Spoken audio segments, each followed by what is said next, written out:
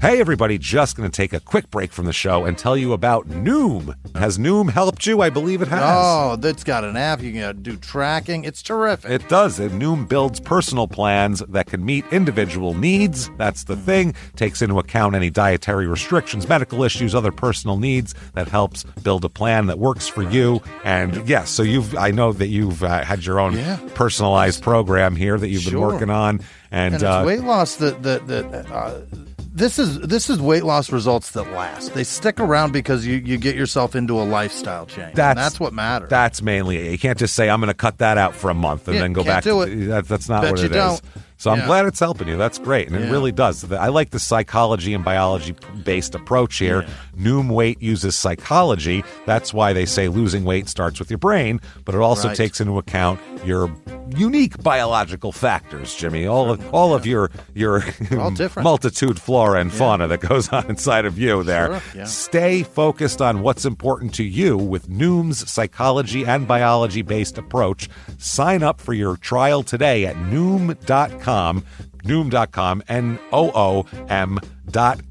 here, based on 3.5-year study of actively engaged Noom users with minimum starting BMI of 25. Individual results may vary. Visit our website for more information. Hey everybody, just going to take a quick break from the show to tell you a little bit more about Rocket Money. It's the start of a new year. It's the perfect time to get organized, set your goals, prioritize what matters most. And for me, top priority is getting myself together here. Financial wellness, doing that, which that feels important, just feels like adult stuff that you have to do. And thanks to Rocket Money, my goals feel achievable now. They show me all my subscriptions in one place, help me easily cancel ones I forgot that I've been paying for, which happened to me, absolutely happened to me. For years, I was paying for something. I was like, what is going on here? Rocket Money found it and saved me lots of money since then, because it's been a while. So they did a great job here. Rocket Money is a personal finance app that helps find and cancel your unwanted subscriptions, monitors your spending, and helps lower your bills so you can grow your savings. Rocket Money has over 5 million users and has saved a total of $500 million in canceled subscriptions, saving members up to $740 a year when using all the app's premium features. Cancel your unwanted subscriptions and reach your financial goals faster with Rocket Money. Go to rocketmoney.com/smalltownmurder today. That's rocketmoney.com/smalltownmurder. rocketmoney.com/smalltownmurder. Now back to the show. In the depths of an Atlanta forest, a clash between activists and authorities ends in tragedy. I'm Matthew Scher, and on my new podcast, We Came to the Forest, we expose the hidden truths behind a shootout that left one activist dead and countless lives forever changed. Binge all episodes of We Came to the Forest ad-free on Wondery Plus.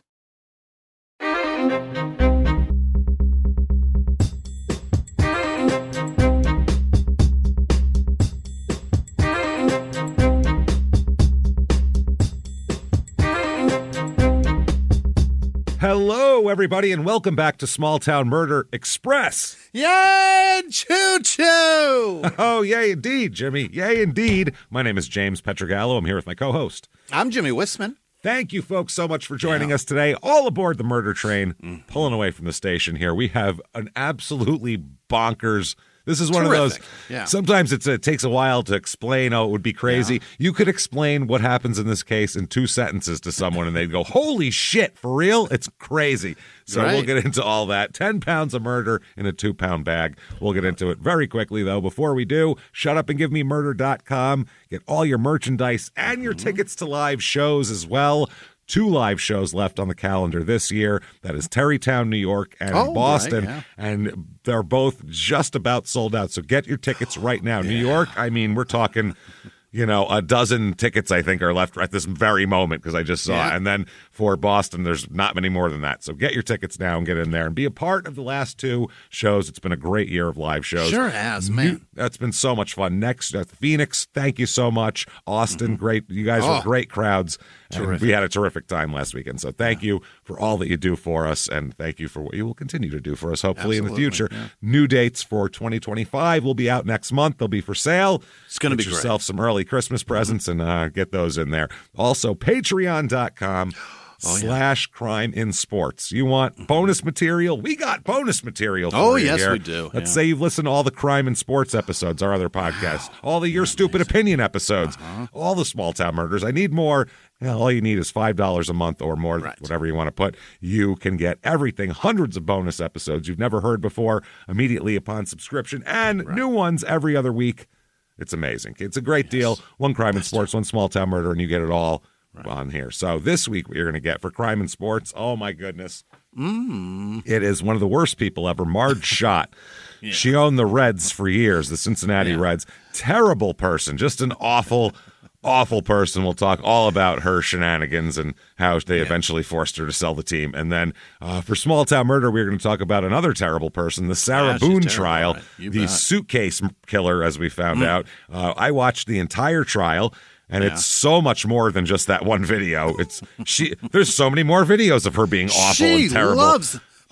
She's Ivan Reitman. We will talk. Oh, she's constantly, she's Scorsese. The Scorsese of mental illness she is. We'll talk all about that. Patreon.com/crime in sports is where you get all of that and more. So, and you get a shout out at the end of the regular show, too. That said, I think it's time, everybody. Hey! Let's do this. It's time to clear the lungs. What do you say? Arms to the sky, and let's all shout. Shut up and give me murder. Let's do this, everybody. All right. Let's go on a trip, shall we? Let's do that, yeah. We're going to Arkansas. Oh, boy. I love the reaction. How many people are like, we're going to Arkansas? Yeah! Finally. Destination. We're going to Horseshoe Lake, Arkansas. Okay. Horseshoe Lake. It's in northeastern Arkansas. This is about 40 minutes outside of Memphis. So that's a town, huh? It's a tiny town, too. Yeah. And there's a lot of little towns here. You'd think 40 minutes outside of Memphis is probably like suburbs or something. Right. No. This is rural as rural gets here. It's about 2 Because you got Memphis on the Tennessee side and then West Memphis on the Arkansas side. Yes, as you might know from the murders that took place there. Right.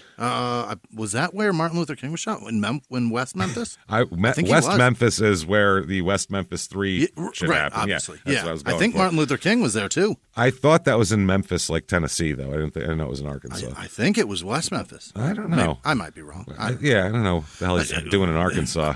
I'm not Tennessee's much of a history buff. Really? This is 2 hours and 45 minutes to Pleasant Grove, Arkansas, our last Arkansas episode, which was called Kill Them All. Yeah. That guy was wild. He went on like a crazy killing spree, wouldn't let his wife have postage stamps. He was a nutcase. This is in Crittenden County. Sure. And population of this town, 384. Very small. People. Way more animals, I'm sure. Probably if you put in the goats and cows. They've got to be outnumbered by livestock at that point. I would think so here. Median income here, not a lot. Median household income, $48,827, which is over $20,000 less than the national average. And then the median home price here, even lower, $98,200. Oh, my God. So this is a really small, incredibly affordable. Yeah, and the lake, it's a beautiful lake, and there's a lot of like lots available if you want to build a house on the lake. Right. A little bit of history here. It was named after Horseshoe Lake, which is the lake it's on, which is an oxbow lake on the eastern tip of the town. Awesome. It's situated in the Mississippi River floodplain at the eastern tip of Horseshoe Lake. And the lake is a huge summer recreation spot. People come from Memphis to, they have little vacation cabins here. Yeah. It's like if you live in New York, what Lake George is to New York people, to like Hudson Valley people. It's kind of what this is. When they first found this place and started coming here, mosquito-borne diseases would just eat people alive. It was just disgusting. Yeah, swamps and everything else. But soon after the War of 1812, they surveyed the land and gave it to soldiers who fought in the war as payment. They're like, you survived getting shot at. Here, see if you can survive mosquito-borne illnesses in this the worst land we have here. The worst piece of Arkansas. Jesus Christ, man. So in 1825, Crittenden County was carved out from another county, and they made some townships. And then they ended up making levees and shit so it wouldn't be so swampy. And so they make it more inhabitable, basically. 20th century, hunters and lumbermen got here, and then they dammed it, and it raised the water level by over 6 feet. made it a proper lake that you could boat on and shit like that. That way they could float timber directly to the Mississippi River from here. Sick. Floods of 1927 and 1937 completely messed up the entire lake area.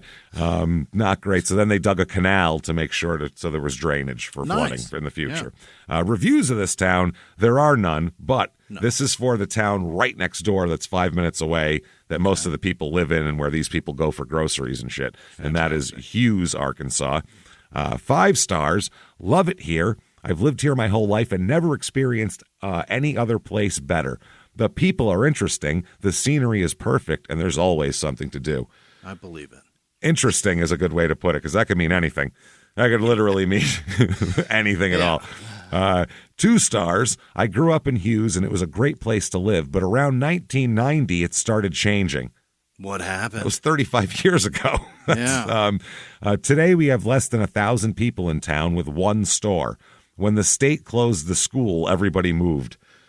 Oh, wow. People just left. Not enough kids to populate it, so they closed it. People usually don't, leave a nice lake area unless there's something wrong with it. You know what I mean? Usually those things grow, not... Communities around lakes tend to expand, yeah. It's so weird. 3 stars. It's an overall good experience. The neighborhood is safe and quiet, but there is no school or job opportunities. Everything's at least 20 miles away, such as grocery stores and hospitals. Oh, boy. It's tough. It's a tough place to live if you're living like that. I mean, that's... Yeah. You have to be retired. 20 minutes? You have to be retired and not have any health problems. That's or have any fucking danger at your house. That's what I mean. No health. Just be sitting on your porch is all you do and look out at the lake. Lazy boy with a seatbelt. Oh my God! A couple of things to do here, and they both have to do with wings. Mm-hmm. So it's all wing. It's all wing related activities here. Okay. First of all, on the outskirts of Memphis, there is the 23rd annual World Championship Hot Wing Contest and Festival. Oh, that kind of wing. That kind of wing, yeah. Oh, because of the... Well, no, I don't know why. Why do they do that there? I don't. They have all sorts of... I don't know, it's a barbecue place. I don't know why they do wings. I mean, there's Nashville hot chicken, but that's on the entire opposite end of the state. And that's not a wing, too. That's No, right. Yeah, chicken. So they're going to have a wing-eating contest and all that kind of thing. Fine. They will have bands, including Elevation Memphis, featuring the Tina Turner Review. Fantastic. A bunch of people who aren't Tina Turner singing Tina Turner songs. Whole lot of people there. Uriah Mitchell and Lena Beach will be performing. Sure. Terry, quote, Harmonica Bean will be performing. I wonder what he plays. Then Sean Bad Apple. Sean Bad Apple. Yeah. Delta Joe Sanders will be there. Delta Joe. I think that is Neon Dion's cousin, Delta Joe. And then also, what is this? Memphis Funk and Horns, and then Earl the Pearl. I don't know if that's Monroe. I'm sure it's not. It's going to show up finger rolling in there. I don't know what's going on here. Yeah. And then locally, there is the inaugural Crittenden County Hot Wing Festival and Cook-Off. May as well. Like we can co-opt what they're doing up there. Hot wing eating contest, live entertainment. There will be DJs. Sure. Don't tell you who, but DJs. And then there will be a cakewalk. I don't know what that is. Yeah, I've heard of them. Do they walk on cake, I assume? Yeah. No, I think it's a walk, and at the end you get a cake. Is it hot or hot coals involved? There's got to be. No, there's no broken glass. There's you just no walk knives. on cake. It's a walk, and then they give you cake slices afterwards. I don't know if you get a cake or a cake slice. Well, there's also cornhole, so there's that. Walk the cake and get cornhole. Get yourself some cornhole. Also, Area 51 will be playing there. Yeah. What do they play? Well, I'll tell you what they play. They bring you a high-energy show playing classics from Styx, Journey, Van Halen, Boston, and more. You get it. You just name those bands. You get what they're playing. 76 to 85 fucking rock. That's what they're playing. Members of Area 51 have had the honor of playing with artists like Jimmy Jameson, spelled like Jimi Hendrix, Mickey Thomas, Steve Cropper, Charlie Hunn, and Larry Raspberry. Oh, if they played with Larry Raspberry, I'm there. They've played with all of those guys? Yeah. I feel like we could, too. I don't know who those people are. I know we're going to get lots of comments with people go, you don't know Larry Raspberry? Holy shit. I don't know Billy Blueberry either. Yeah, a picture of them at the fucking, Ronnie Strawberry show last week. Let's talk about some murder. What do you say? Please do. Let's get away from this crazy shit and talk about Well, we something gotta talk about Terry somehow Cherry. less murderous. Yeah. Jesus Christ. God, fuck, I want hate Connie it. Cantaloupe to perform really bad. So let's talk about some murder. Let's start in 1996, shall we? Okay. Yeah. 1996, let's talk about a lady who was an older lady at this point. She's going to be about 75 years old in 1996. Golly, she's Sally McKay, M-C-K-A-Y, McKay. Sure. Now, she is the daughter. She's a very prominent citizen in this area. Oh, really? So much so that she doesn't live here that much. That's how prominent she is. She's too prominent. Too prominent to live here all the time. She is the daughter of Grace Snowden, her mother, and her father is Colonel Robert Snowden. Oh. A very big deal and a very rich man. And so, yeah, that's this family. He was a prominent farmer and a member of one of the county's oldest families. Like, they go back to hardcore Civil War shit. Like, one of the uncles was like, like one of Stonewall Jackson's main guys and all that kind of shit. So Snowden here, the father, Colonel Bob, once bought the popular Peabody Hotel in Memphis and then sold it like 3 hours later to somebody else. Okay, he middled. Made money on the deal. Yeah. I say he probably made some cash for no work, for taking it to one guy and handing it to another. Just middled it. Somebody he heard tell of a guy that needed a hotel, so he bought said, it. Well, and sold shit, it. I'll buy it. I got it, and now it's a little more than you were going to pay for it before. So, that's this deal here. So that's where she comes from, Sally. Very prominent people. Sally's going to have a couple of daughters, Katie and Martha.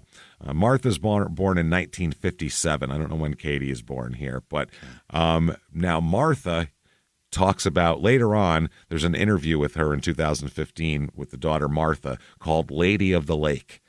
Okay, Martha is the lady of the lake. By 2015, Martha was the lady of the lake, and she told Memphis Magazine that growing up on Horseshoe Lake had been just wonderful. She said, "I felt like I was royalty with the big house and servants." Yeah, you were living in another era. You were living in 100 years before you era is what you were living in. And you were living in an era that sounds incredible. Yeah, I mean, yeah, but she was like the big house. We had a man that sang Zippity Doo-Dah to us, like she's co-opting Disney movies now. She's living the end of Splash Mountain. Exactly. Yeah, that's where it came from. Everything was fresh from the garden, fresh eggs and all. And we even had a peach orchard. We got to swim every day, and it was just ideal. That's her childhood. So she really had quite the childhood. Sally ended up, the mother now, when Martha's a kid, Sally ended up marrying, I don't know what happened to Colonel Bob, but I don't know if he died or whatever happened here, but Sally ended up marrying a professional actor from New York named David McKay. That's how they're the McKay kids. That's why she's Martha McKay. So after a few years of living in Horseshoe, they moved away to San Francisco and other places on the West Coast, taking the children with them. I'm sorry, the colonel was Sally's father. I'm sorry. So yeah, I don't know what happened to Martha's dad here, I guess. So anyway, they moved to San Francisco and other places on the West Coast, just moving around to where actors live. Hollywood dreams, And this is what Martha said. Mother would bring us back for the summer and leave us here. Mother. Yeah. How many people call their mom mother? No, none. I've never known anyone wealthy enough to call their mom mother. And and they don't say like, Mother would bring us here. Yeah, that's crazy. And just leave us here. Yeah. It was just wonderful. I felt like royalty. And then she said, both my grandparents just love having a house full of kids, and they showed it. So Mom would just drop the kids off with the grandparents at the lake in the summer and then go back to touring the West Coast with her actor boyfriend. What a great life. Not bad. Now, Martha's going to end up moving to the West Coast as well. Okay. Because she kind of lives out there, so she just spends summers at Horseshoe Lake. Sure. 1994, this house, it's called the Snowden House, we'll talk about. Now, the Snowden House was, Colonel Roberts' house, but later on, they turn it into a big bed and breakfast type place. Sure. It's a wedding venue. It's a... It's one of those type of places. Yeah. It's New England's full of that shit. Tons of those. Yeah, it's like a 6,000 square foot house on the lake. Golly. And it's called the Snowden House is what they call it. And the family lives in another house 100 feet away. Like they have a bunch of houses on the property that they live in, and there's the Snowden house. In 1994, the Snowden house actually was a location for the movie The Client, the John Grisham book that was turned into a movie. Yeah, well, The Client was a little kid, right? Yeah, I want to say with Julia Roberts in it or something. I don't know. I don't remember. I think might be thinking Aaron Brockovich. I don't know. I remember the movie, but it was a kid. Yeah, there was a kid involved in that movie. Yeah, the kid was the client, right? Yeah, and exactly. Something's wrong with him, or he's a victim of something. Some kind of murder bullshit, murder mystery bullshit. I don't know.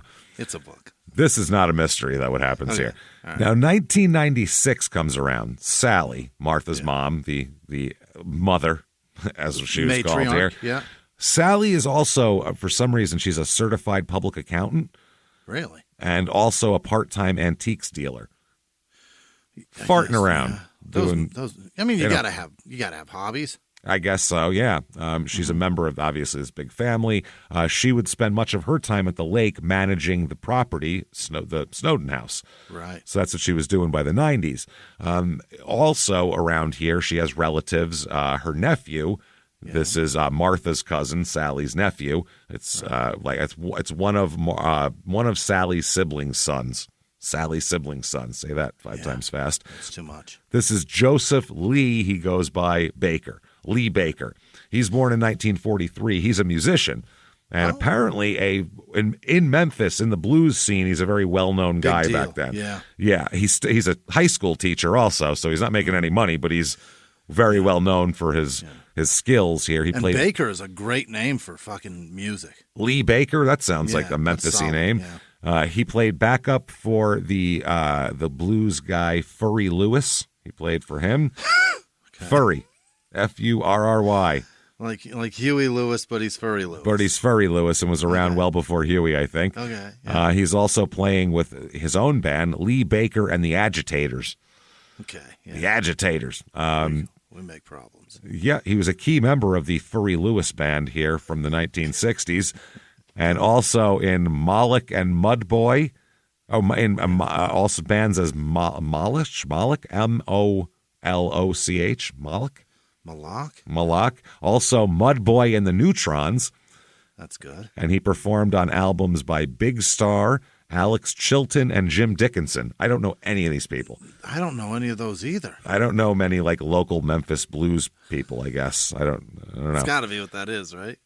It has to be, yeah. In that scene, they're big people, but we don't know them. Right. So in August of 1996, a big fire breaks out at his house where he lives with his wife and 3 children.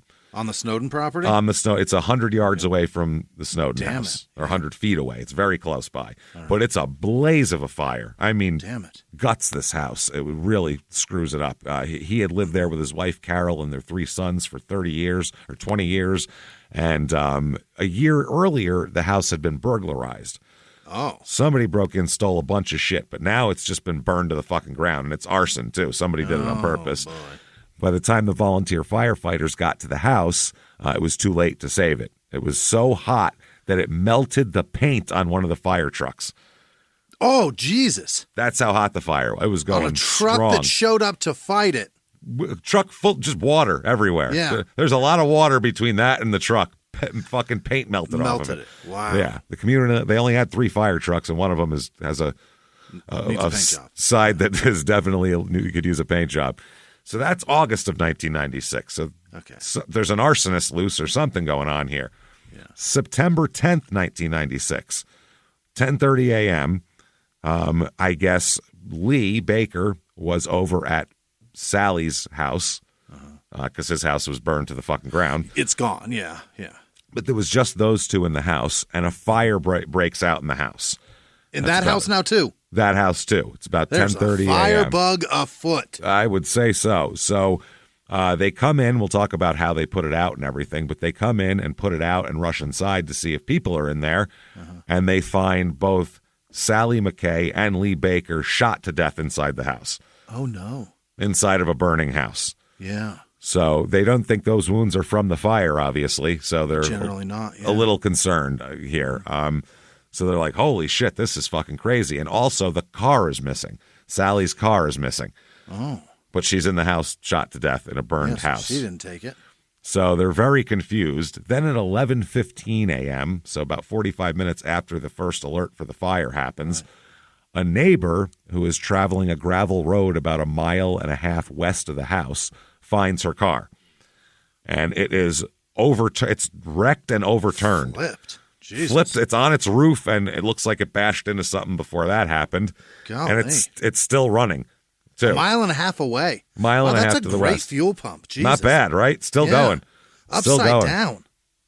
So it's a guy named Bobby Couples of Hughes is who ended up finding the bright red late model Toyota Camry wrecked and it was on its side, not on its thing. Still very impressive. That's not bad. That's pretty good.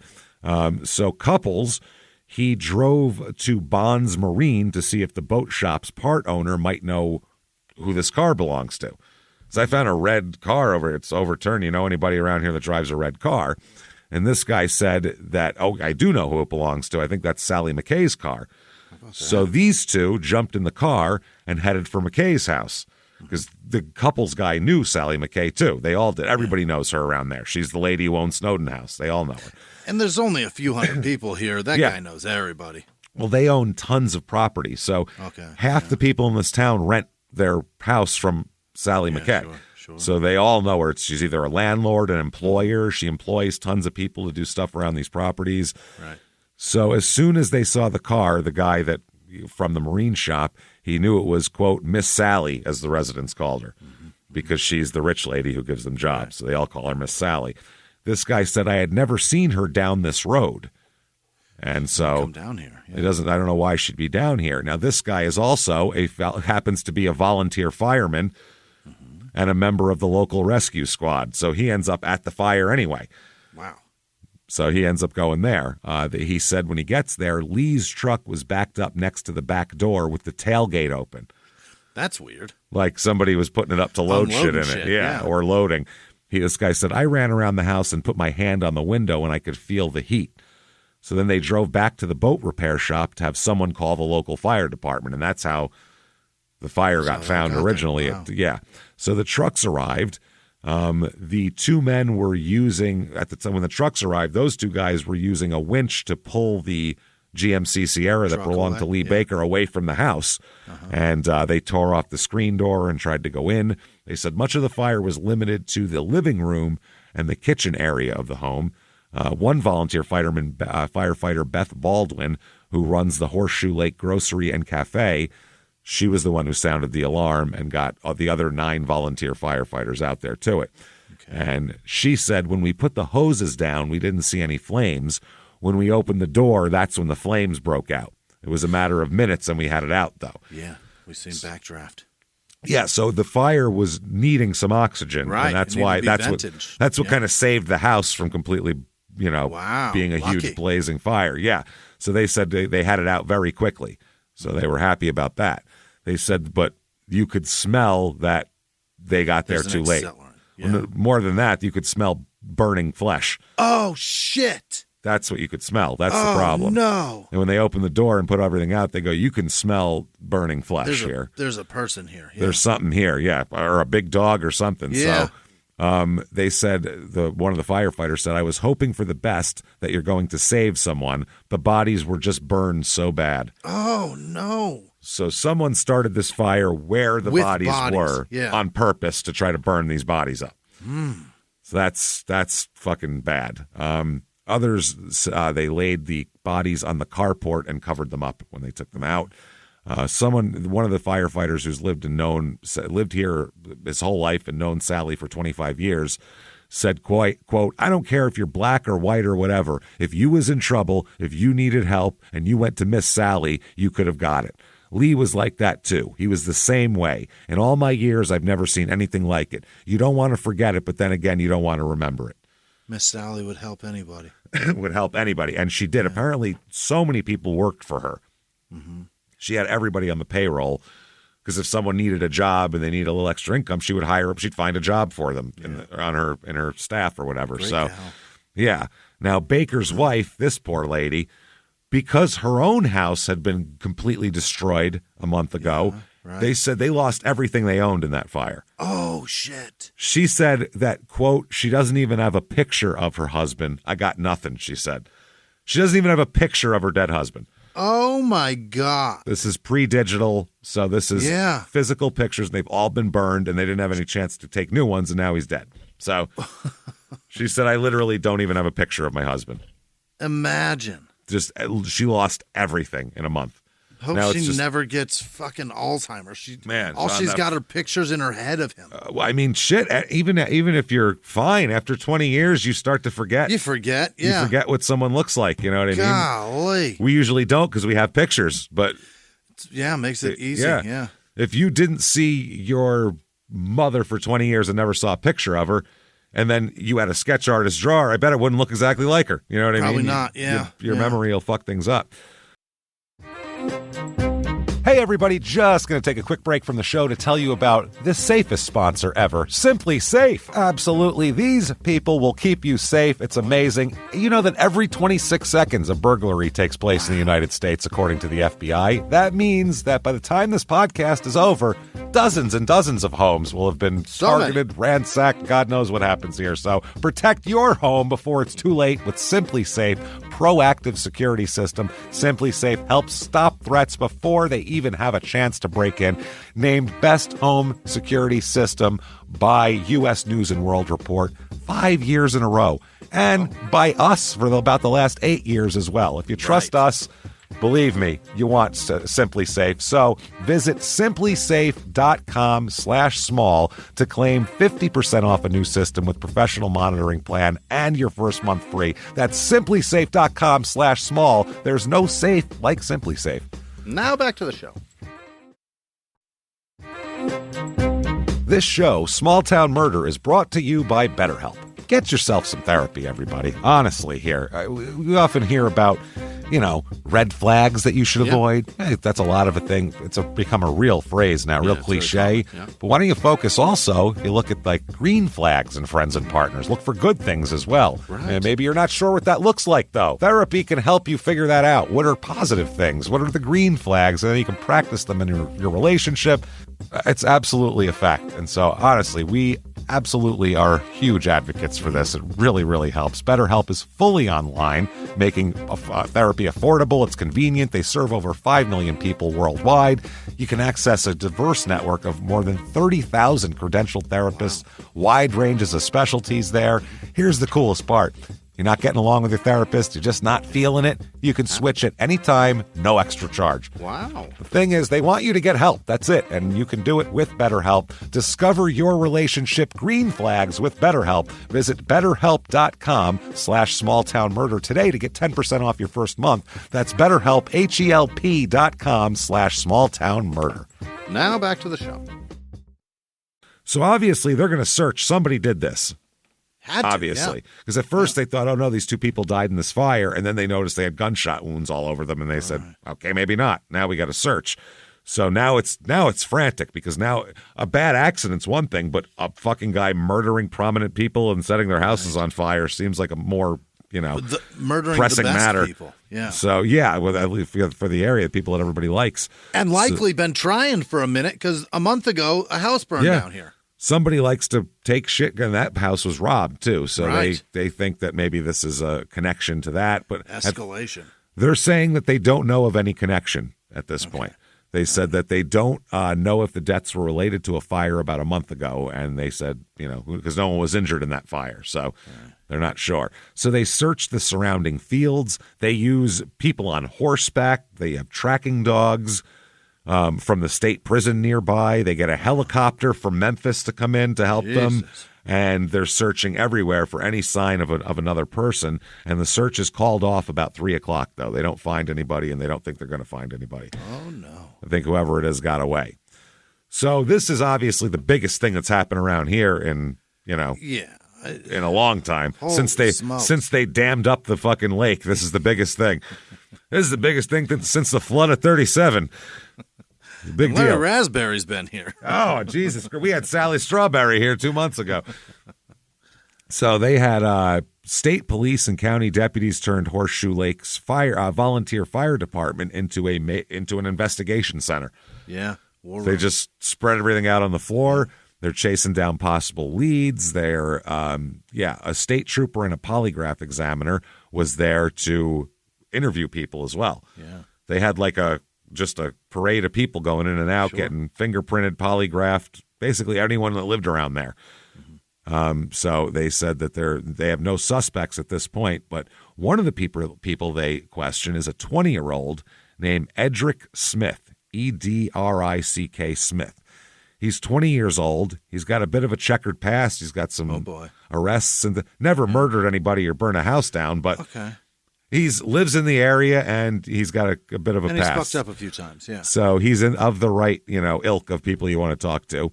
And he said about this, I'm there at my house and I'm with my daughter and I see 4 or 5 cars pull up on the side.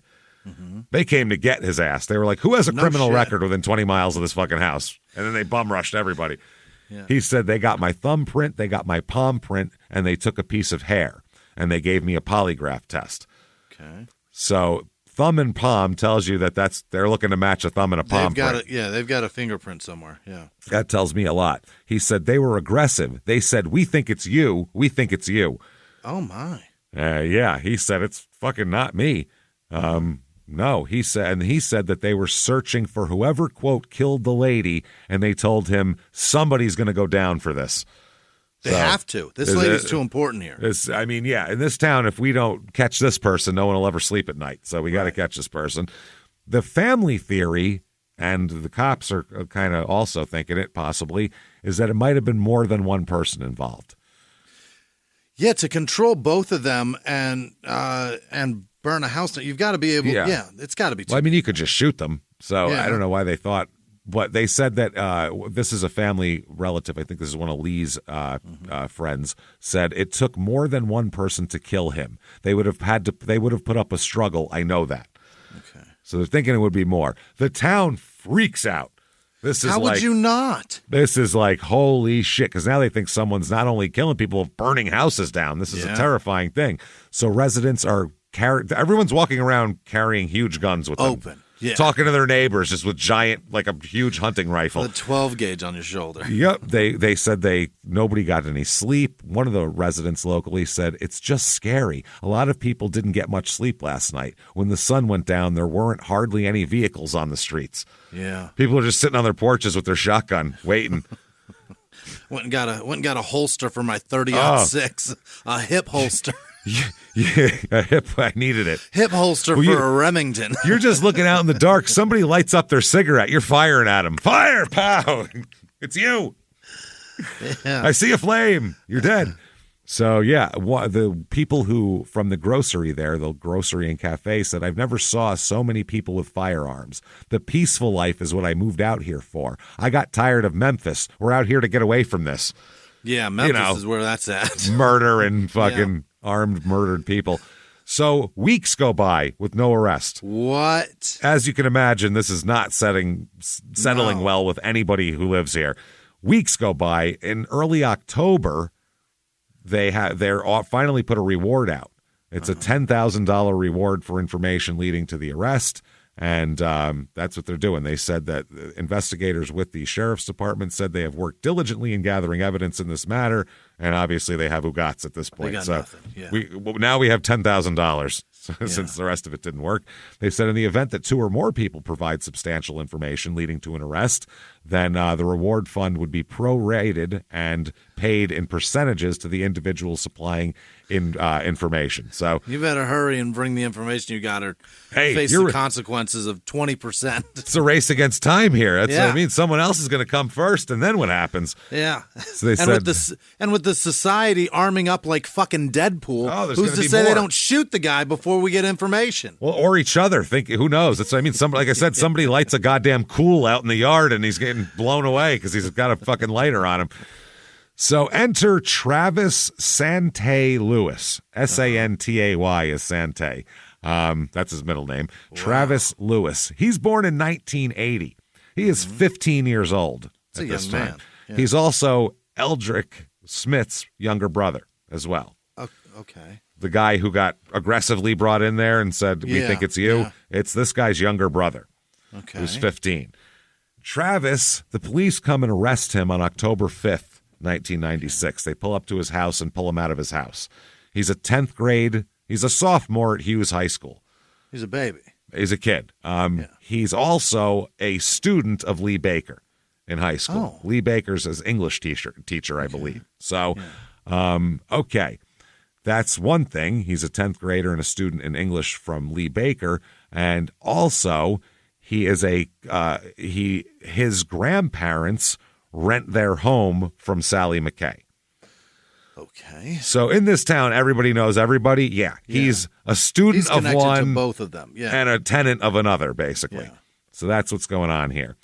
So the investigation leads them to Travis, who lives on one of the properties on the fucking estate. He lives on the lake with these people in a rented house. Wow. So Travis and Lee Baker's 2 sons were good friends from school. They all knew each other. Yeah. And he denied knowing anything about the murders when they brought him into the police station. He even passed a polygraph test.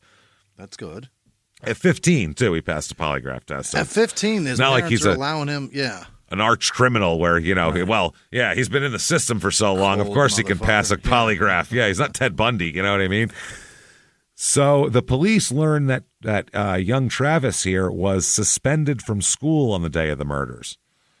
Uh-oh. So they were like, okay, he was off free that day? Yeah, because otherwise, if he's at school, it's a pretty good alibi. Yeah. But he wasn't. So they said, come on in for a second polygraph test, and then he failed that polygraph test. Oh, no. Which I'm not, listen, if you brought me in for one, I know I didn't do it, and I passed, and they're like, we still don't believe you, we're going to bring you in again. I might be more nervous now. Because, maybe, but if I passed once and they're making me do it again, they really think I did this, and they might be trying to make sure I did it. You know what I mean? Or they know that they asked me questions that were not incriminating, and now they've got some that are. They asked, did you kill Sally and Lee? And he said no, and they said, okay, that's not a lie. Yeah. So that's the first thing they fucking asked him. Okay, but perhaps he's convinced himself that he didn't kill them, or maybe he didn't kill them. Maybe somebody else did, so he can say that and not be. Who knows? But now he failed. Now after some questioning, they get him in the box for a few hours here, he admitted, okay, I was the one who burgled Lee Baker's home last month or in August. The one that burned down. Yeah. The one that burned down. But he said, I didn't kill anybody and I didn't burn that house down. A friend of mine did. And then he also said that I was at the house where Sally and Lee was, but I didn't do anything. My friend killed them, not me. Oh, my God. I was there to rob the house. Okay, but... And they came and found us robbing the house, so my friend killed them and tried to burn the house down. Okay, we are on a great path now. Now we're feel like we're going somewhere. Yeah. So they said, okay, he makes a statement, so that confirms his presence at the scene. Not good.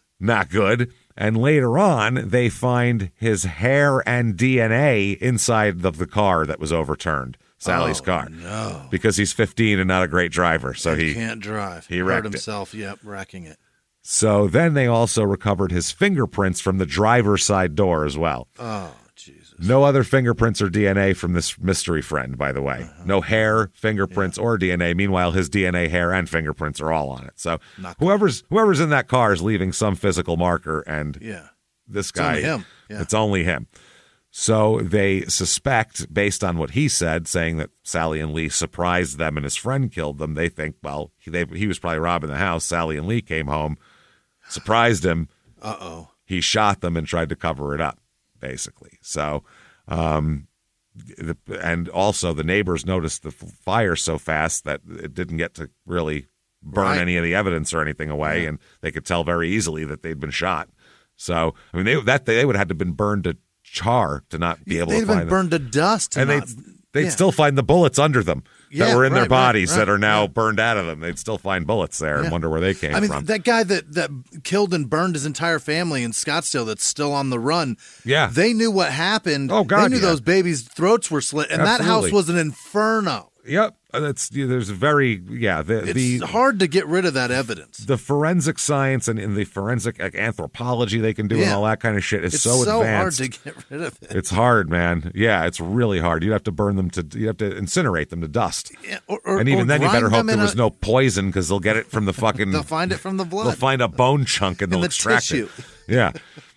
So then they get a dive team from Shelby County, Tennessee, to assist the Arkansas State Police and the sheriff's departments of the county to search for the gun they believe was used in the killing, because they don't have that yet.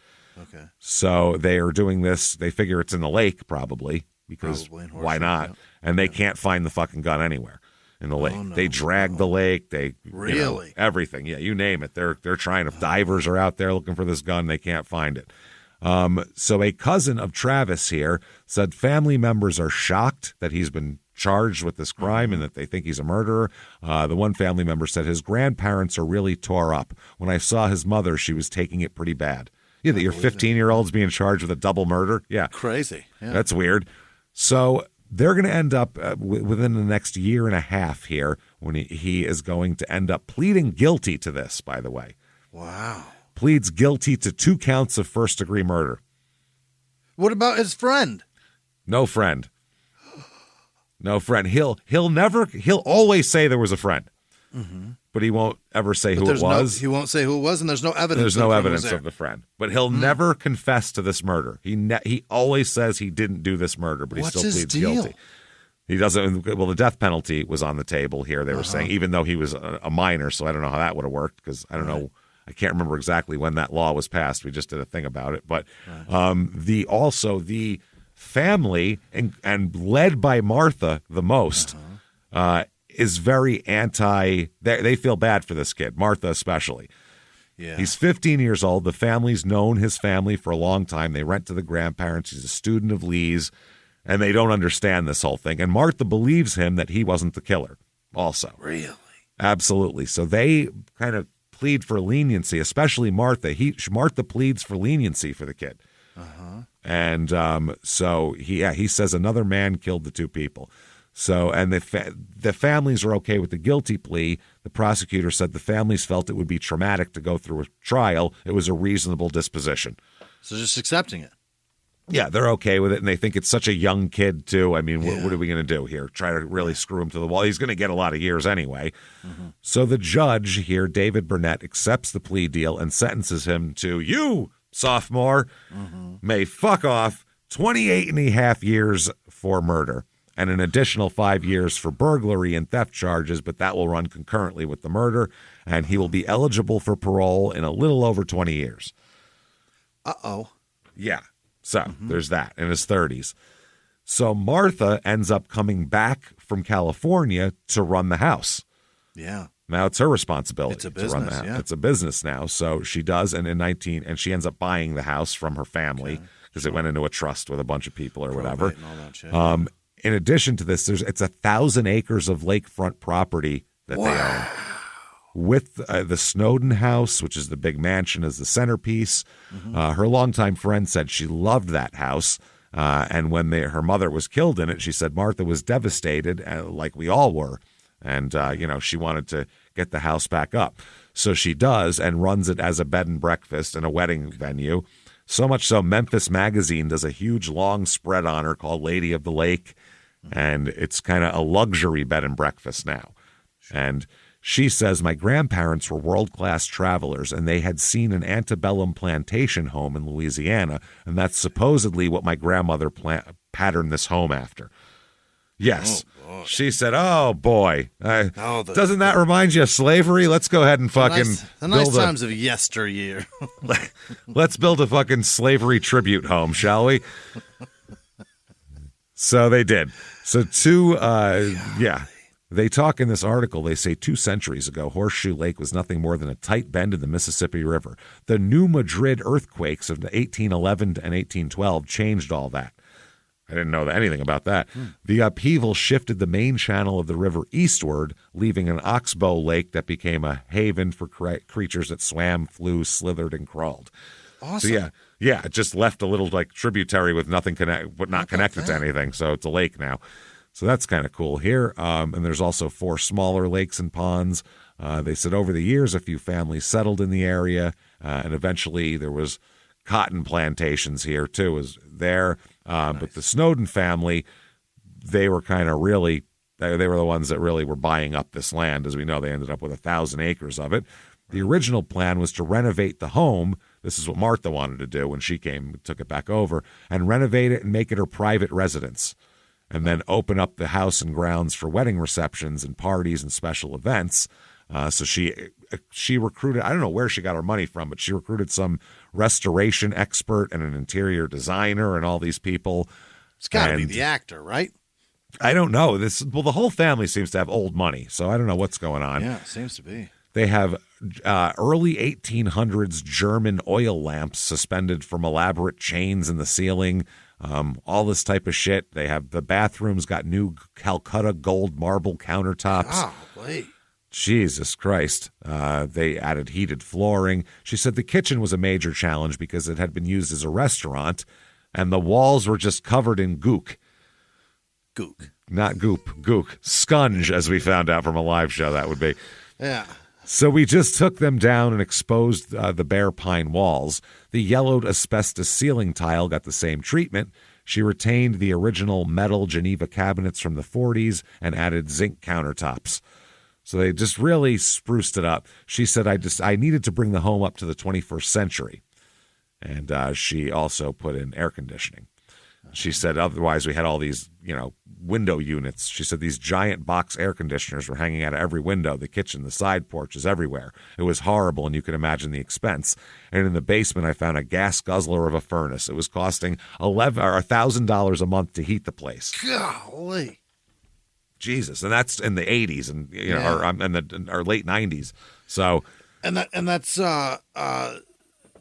6,000 square feet. It's a giant. It's a big house. Place. Yeah, and it's hot in the summer, man. That's a hot area in the summer, and then cold in the winter. So that's rough.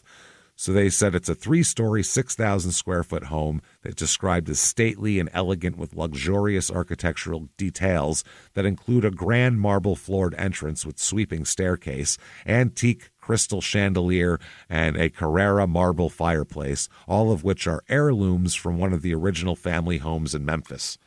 Carrara marble in the 90s. That just became real popular now. Yeah, wow. That's in the mainstream. Yeah. But really rich upper crust fucks. Shit. Yeah. Knew a lot of shit that we never heard of until, until like fake rich people came along now. And Instagram people and shit like that. Until people with mortgages that could just put off paying for that 30 years from now. I figured I'd second mortgage my house to put some Carrara marble in instead. Oh, all right. That's a good idea. God, I love a HELOC. That's wonderful. Jesus Christ. So they said that from the website here, from the Snowden House website, they said it's perhaps the lake's most impressive property, functioning in recent years as a bed and breakfast and as Memphis's premier wedding venue. Oh, so this is a place. Yeah. This is a place if you live in Memphis and you want to go have like a country, like a wedding in this big grand thing, you come here. That's where you do it. Yeah. It's only 40 minutes away. Now, back to Travis Lewis. He's in prison while Martha's doing all this, and he wants parole once 20 years comes up. Yeah, I'd like to go home. Late, 2016, I think, is when he's up for parole, and so there is, some want for it, and Martha supports this parole. Fully. Yeah, she supports the parole. A first cousin of Martha, Dottie, said that that Martha befriended him while he was in prison. She used to go visit Travis in prison, send him letters. They were like pen pals and everything. Yeah. And she said that she thought he was a decent guy and a young guy who for whatever reason made a mistake, and she doesn't think he's even the murderer. She thinks he's just a kid who was in the wrong place at the wrong time and ruined his life, basically. So she feels bad for him. And she's probably got a small connection to him because what she's missing, he's the last person that saw them alive. And that too. Something. Maybe he can give a detail, but she doesn't think he killed him. She doesn't think he killed her. So even if he didn't kill him, he was there, and he was the last person to see him, to her knowledge. So Martha, by the way, Martha's also a Buddhist and very much, exactly. She has a very live and let live, or very kill and let live in this case, attitude. Real kill and let live attitude, you know what I mean? Yeah, very. You know how that goes. Very progressive. Yeah, she's a Buddhist, and that makes sense, I guess. Okay. Hey everybody, just going to take a quick break from the show to tell you a little bit more about our stylish friends at Quince. That's right, let's go elevate your styles, people. Get it going, look good out there, and you can do it now without breaking your wallet, without breaking the bank, because at Quince, you can get high-end, versatile pieces at prices we can all actually afford, which is very nice. You want to get good stuff that lasts and it's good, and they have quality stuff that's very affordable, and you can do like we did, upgrading our stuff here, while still being a very reasonable price. Quince only works with factories that use safe, ethical, responsible manufacturing practices, along with premium fabrics and finishes. It's all quality stuff. You're going to love it. Trust us, it looks good. And I've got the leather jacket. It's a very high-quality item. Real nice, soft leather. Yeah. Jimmy's got his linen pants he's rocking. Yeah, they're terrific. Come on, be like us. Be fashionable. Get in there with Quince. Indulge in affordable luxury. Go to quince.com/smalltownmurder for free shipping on your order and 365-day returns. That's QUINCE.com/smalltownmurder to get free shipping and 365-day returns. Quince.com/smalltownmurder. Now back to the show. Hey, everybody, just going to take a quick break from the show to tell you a little bit about a very cool place, Thrive Market. Yes, we are both looking to get into the healthy swing this year. The problem is I don't know what's in everything, and I don't know if even I'm qualified to even read the labels to know if that's good or that's bad. Right. There's chemicals in things, and there's things floating around. I don't know what I'm doing out there. One of my favorite features, and I know you were talking to me about this, is the Healthy Swap Scanner in the Thrive Market app. Yeah, it's simple. You scan any item, and it'll instantly suggest a cleaner, healthier grocery alternative, which is it's great. Amazing. Yeah. That's great. Thrive Market also takes the guesswork out of finding these safe, healthy foods. For example, like I'm trying to get my protein intake up. For energy. I'm always moving around. I need stuff. And I love that you can filter their site by the high protein options. Nice. It's very cool. And you can personalize this portion and you can put filters on it. And get ready. You should be ready for a junk-free start to 2025. Get ready for it and head to thrivemarket.com/smalltownmurder and get 30% off your first order plus a free $60 gift. That's THRIVE market.com/smalltownmurder, thrivemarket.com/smalltownmurder. Now back to the show. Experience furniture shopping the way it's meant to be at Mathis Home, your ultimate furniture superstore. From sofas to dining sets, from modern to classic styles, they have everything you're searching for. With over 230,000 items to choose from, you're sure to find exactly what you're looking for at a price you'll love. Plus, everything is in stock and ready for fast, free delivery right to your door. So you don't have to wait. And if you're looking to really transform your space, take advantage of our complimentary interior design services.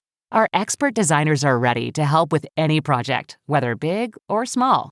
And right now, check out the Lazy Boy BOGO event at Mathis Home, happening now through March 1st, 2025. Buy one Lazy Boy recliner and get another one absolutely free. Don't miss this limited time offer. Only at Mathis Home, your ultimate furniture superstore. So she has everyone says, a real big heart. And something about her, everybody loves her because she's like that. She's open to anybody, and she's not judgmental. And people said she left a really good impression on people. She always had that gift to make people feel comfortable. It's really the goal of what everybody's goal should be, is that. Because you're literally trying to make the world a better place, regardless of people's mistakes. And we should probably all be so kind.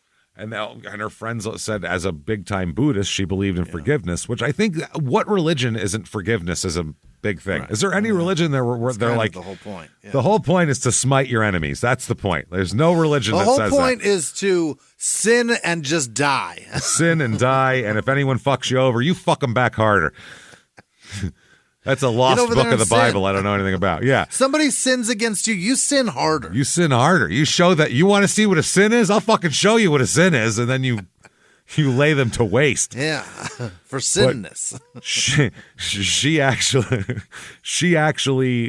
takes all this forgiveness shit to heart. Yeah. And forgives this guy. She loves it. A family friend named Frank Bird drove her to the state penitentiary to see him. Yeah. And said, I told her I didn't think it was a good idea, but she didn't answer me. She just did straight ahead. Yeah. They said that you shouldn't hang out with this guy and shit like that. Yeah. So 2018 comes around, and she is one of the main petitioners for his parole. Oh, boy. Being the daughter of the main victim here and all that, they take that seriously. Sure. And the fact that he was 15 when it happened also, and she gives a sob story for him also, then they're like, well, fuck, if the family can forgive him, I guess we'll let him out. We have to, as the state, yeah. So they parole him. She not only gets him paroled, she offers him a room in the bed and breakfast and gives him a job as a groundskeeper. Wow. She moves him in and gives him a fucking job. Like, she's trying to put him back on his feet, which is amazing. And he was like, well, shit, yeah. I mean, there's not a lot of job offers for, what experience do you have? Well, let's see. I've been in prison since I was 15, so not much. It's tough going, yeah. I'm pretty good at lighting a fire. Outside of that, I don't really have much. Yeah. So they said the friends were still shocked that she would bring him in that close. They were like, what the fuck? At one point, her family friend said, we had said to her, just stay away from him. It's a bad juju type of thing, but she wouldn't do it. Yeah. She had to do it, and she wrote letters to him in prison and wrote letters to the parole board for years saying, this guy's going to come up for parole soon. Look at him. Let him go. Yeah. She's like a scout. Like At a parole scout. Yeah. This guy, he's tearing it up in the minors. You really want to see this guy. He's got a great left. Oh, my God. It's amazing. So they said, the family said, we were contacted every time he came up for parole. None of us would okay it except for her. And she would not only okay it, she was all for it. What is going on with this? That is so Buddhist. She wants to make a difference in somebody's life here. She felt bad he was so young, and she honestly believed that someone else did it because that's what he said, and she believed him wholeheartedly. Okay. And the sheriff said, I think it was her mission to find out what happened to her mother and to find out if someone else was involved and who that was. So they think that might have also been a reason. Sure. Maybe if she can get this guy to trust her, he'll tell her what really happened, and then she can some closure. Yeah. Get some closure and maybe find the person who really killed her mother also. So Martha, hires him, kind of quietly gives him a job working on the property because his mother, Gladys, is a housekeeper there for years. Yeah. Martha hired his mother, Gladys, as a housekeeper because she had a stigma on her because her son is a murderer. Yeah. So she felt bad. She hired her. So she said, okay, now he's a groundskeeper and he works alongside of his mother, who's a housekeeper. So that's interesting. Then, out of nowhere, because this was in 2018, in 2020, early 2020, Gladys comes to Martha and tells this about her own son. She says, just stay away from Travis because he's going back to his old ways. His old ways, what, when he was 14? Yeah. He's doing biology homework? What are you talking about? Let's go back to his old ways. Trying to learn the Pythagorean theorem. He's watching Doug and shit. Like, he's just doing, like, all sorts of 90s weird teen shit. Like, Going back to his own ways. I caught him with a Mad magazine. It was weird. Jerking off to a Playboy from 92. It was strange stuff. I don't like it. It was a Pamela Anderson penthouse he had. I was like, this is weird. It makes me feel awkward in 2015. It's very strange. He's 39 years old now. It's odd. So she ends up firing him. Not because of what the mother said either. She still kept him on. But apparently at one point, she sold a chandelier for $10,000 cash. Okay. Which she kept in the house. Yeah. Okay. Now, Travis stole the $10,000. He was there when she came home with the money and knew about it. And then the money vanished like that night. And he was the only one who had access to it. Yeah. So she had to fire him over that. She's like, okay, I gave you killed my mother, for Christ's sake. Like, I'm pretty forgiving. Take a mile. For holy shit. Yeah, this is kill me once, shame on me. You know what I mean? But shame on you. So she said, so they said Travis happened to be there that day. This is Martha's sister. Then the money vanished. She fired him after the money disappeared. So he's gone from the house. That's early 2020. March 25th, 2020, as if the world wouldn't have enough fucking problems at this point. Yeah, that was a bad time. Bad time here. The Snowden house is located, by the way, this is right next to where her mother was murdered in the other house. Yeah. This is the Snowden house. So her mom's murder house is right there, too. And it's still standing because it didn't burn down. It didn't burn down all the way. Well, she's in the regular Snowden house here, and the police get a notification from a silent alarm at that house. Okay. She has an alarm next to her phone that's in her phone, and like the house thing that is a direct alarm to the police that something's going on. Mm-hmm. So they but it's a silent alarm. It doesn't set off a big. Nobody knows that it's happening. Yeah.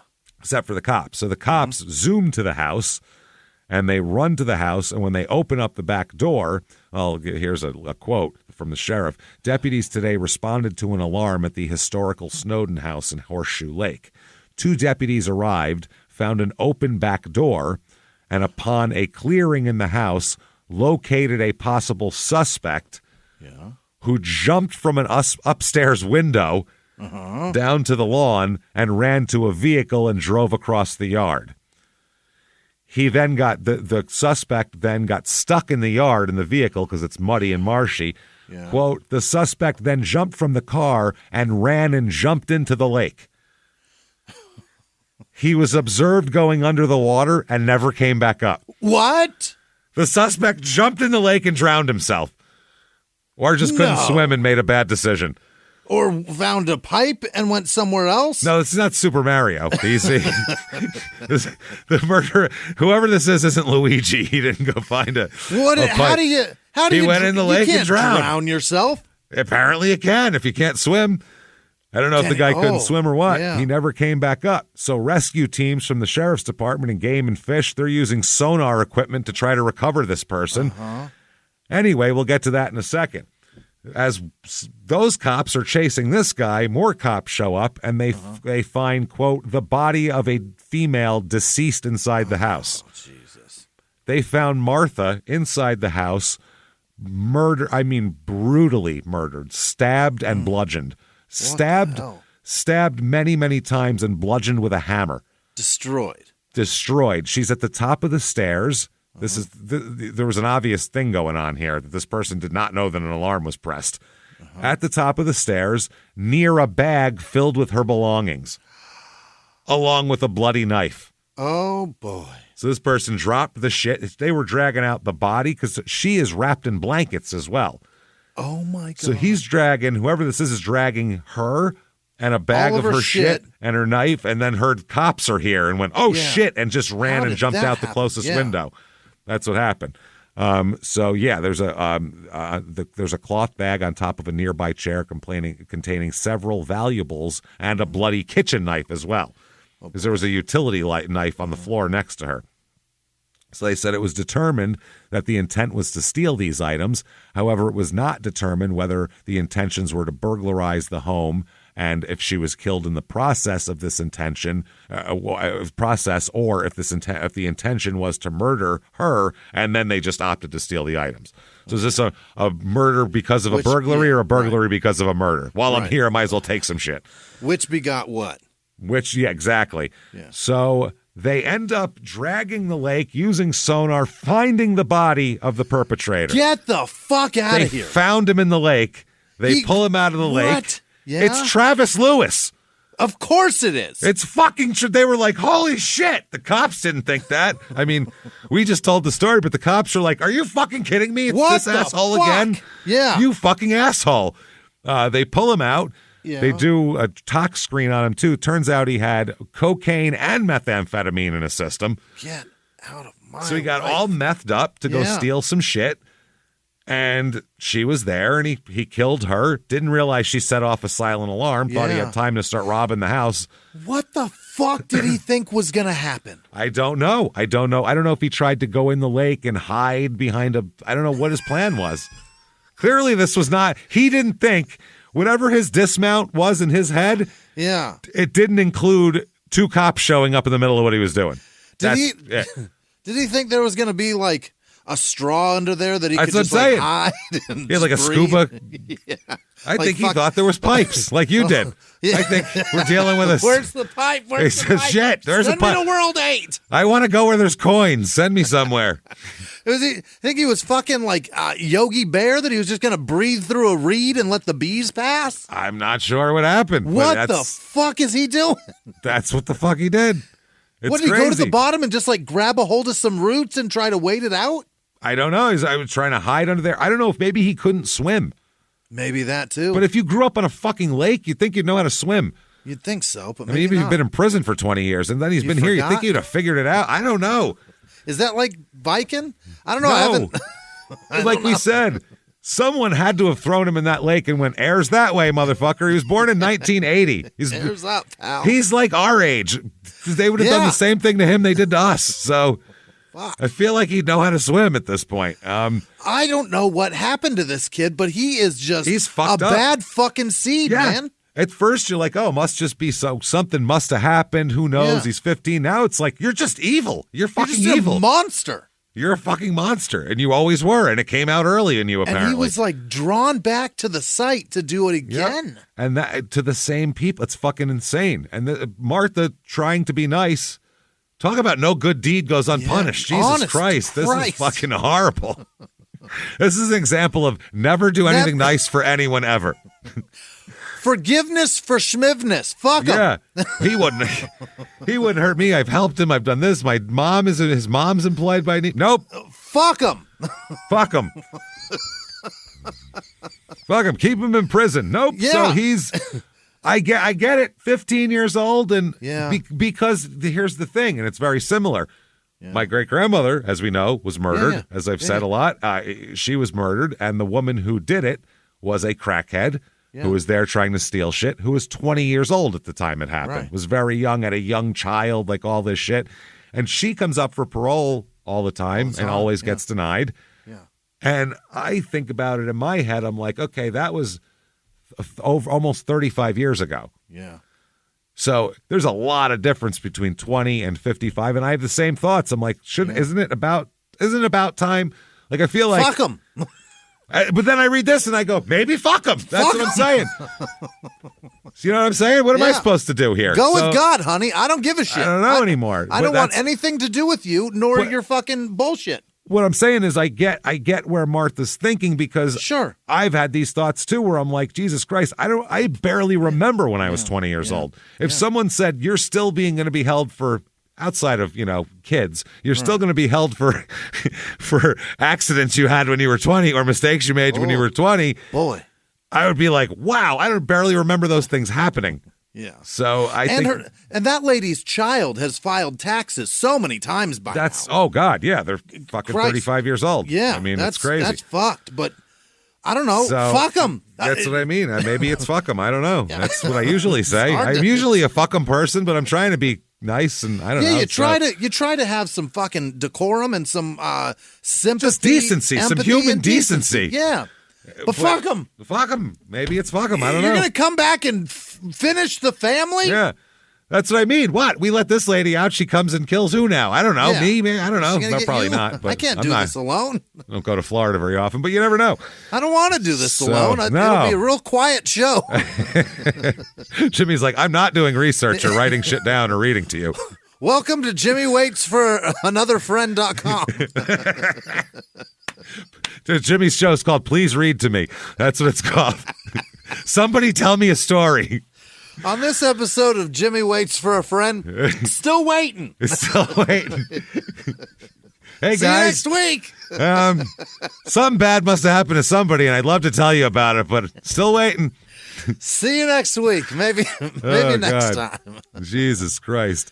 So neighbors said they were shocked to have another murder happen here, because it's so outside of these 3 murders, nothing's ever happened here. It's just this is Travis. Crazy. Yeah. One said, we locked our doors and remained inside and prayed for the best. How about, I think it's one guy and he's drowned in the lake. I think we're good now. Yeah. The neighbor said, it's just a scary thing that's happened. We're praying for the family. Yeah. The sheriff said, I met her a few times about Martha, and she was a nice, interesting lady, which means some whack job from California. That's what that means. Why is this? I don't know. Some fucking hippie. I don't know what the hell she was doing. He's already living people. Fuck him. What a dick. She really restored that place back to its original beauty. It's such a tragedy and, mind-boggling that a 15-year-old would commit these murders and then, allegedly come back and do something so horrible again. I think we can take the allegedly off. He served time for it, man. He ran away from the corpse, jumped out a window, and drowned himself. I'm pretty sure he killed her, too. I don't think there's anybody else involved. And he was convicted in the other one, so pled guilty. He did it. Yeah. You can take the alleged off once someone pleads guilty, number one. I don't think he's going to sue you, man. No. And I think he'd have a pretty good case if he did. If his family decided to sue us for saying he murdered Martha, I think we're going to rock your shit in court. I think we're going to win. You got nothing. So no one else was there, and he fled from there and then drowned himself. Drowned himself. I've never drowned myself in fear of anybody else. Never. So the sister said, we're all in disbelief. We're all just in disbelief. Martha didn't deserve to be killed. She didn't deserve anything that happened to her. No, she didn't. She was being as kind and as forgiving. I can't believe how kind she is. I mean, if you're a religious person, that's pretty Christ-like, quote unquote, would be to embrace the person that did this to your family and try to find something good in them. But Buddha would high-five the shit out of that lady. Well, yeah, her corpse anyway. That's the problem. Buddha would be like, oh, shit, another one? I've high-fived so many corpses. Maybe I should reconsider my philosophies on this forgiveness shit. They're the reincarnation people, right? Yeah, no, that's Hindu is reincarnation. Damn it. Yeah. Buddhism, I think, is reincarnation, too. I think they have a system. It's like be like water people, right? Yeah, there's a different thing where like I think Hindu is like you literally like are, but there's karma. So karma would be you'd come back as something better or something worse, because Buddhism does that too. Buddhism has if you're shitty, then you come back as a shittier thing, and then you can work your way up to a person again. Yeah, you better be a good pig. Apparently, that's the ultimate reward of karma is to be a person. Yeah. Which to hate yourself and have just fucking be unsure and eat your mind alive. That's the best. I think a dog is the best. See the way my dogs live. Such a short Holy life. Shit. You don't know that. You're a dog. Yeah. You're just loving it. You don't even know you're going to die because you're a fucking dog. That's what's great. You have no idea it's going to happen someday. That's fucking awesome. That's what I want to be. Some of them got to know, right? At the end there. My dogs have no idea that anything bad could happen. They think life is just a fucking... My Vaughn's got arthritis in his back. He knows. And he's still so thrilled, though. He's so happy. He's so happy. I came over. He was jumping my dogs. He wiggles that arthrites all over the place. Yeah, Frankie had fucking cancer all over. She had open leg wound. You came over. She's like, oh, God, jumping all over you. She doesn't care. She doesn't give a shit. She didn't care. So maybe it is a dog. Anyway, I think a dog is the best. A dog if you're owned by someone who likes dogs, I guess. I hope Travis comes back as a tumor on a dog. There you go, Trey. That gets cut out and thrown away in the biohazard bag. So there you go, everybody. That is Horseshoe Lake, Arkansas, and that's a fucking crazy story. Yeah, you got to live. Fuck them now. You have to, I guess. I don't know. Well, if somebody put it this way, you don't have to live. Fuck them. But if someone kills your mother, maybe fuck that person. Fuck him. Yeah. Fuck that one. Yeah. He killed your mother. That's bad. I guess that guy's probably. no good. Outside of that, maybe you can forgive, but maybe not. I don't fucking know. If you do forgive, you may be murdered by a future drowning victim. Watch out. That said, hope you enjoyed that show. If you did, please tell everybody about the show. Tell the world. Tell your friends. Tell your family. Tell social media. Get on whatever app you're on and give us 5 stars. It helps a ton. Doesn't matter what you say. Say the age you learned to swim and how you did it. Right. That'd be great. Just say, I'm 6 years old, took a class, and we'll know what you're talking about. 4, Dad threw me in. Great. Said airs up. Enjoy. When I was 2. That's it. Whatever it takes. Do that. Also, follow us on social media. We are at Small Town Murder on Instagram, at Small Town Pod on Facebook. You can also definitely head to shutupandgivememurder.com.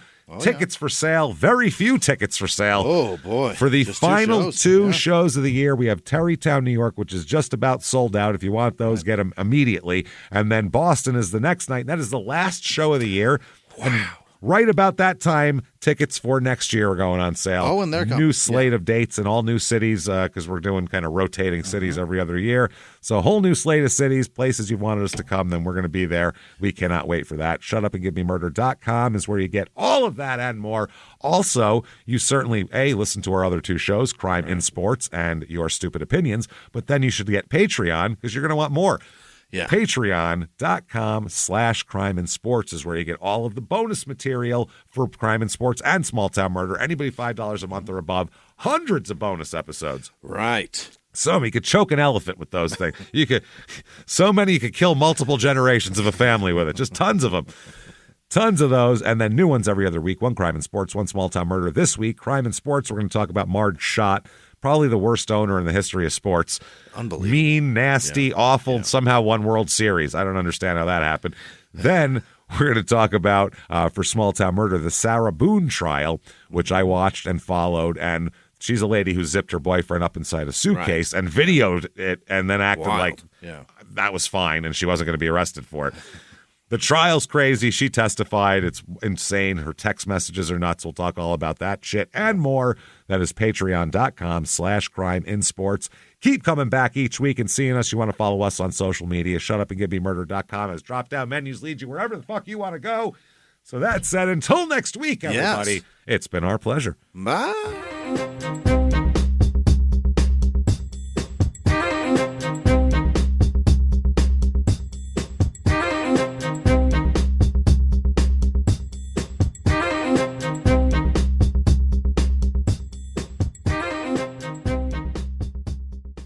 If you like Small Town Murder, you can listen early and ad-free now by joining Wondery Plus in the Wondery app or on Apple Podcasts. Prime members can listen early and ad-free on Amazon Music. Before you go, tell us about yourself by filling out a short survey at Wondery.com/survey.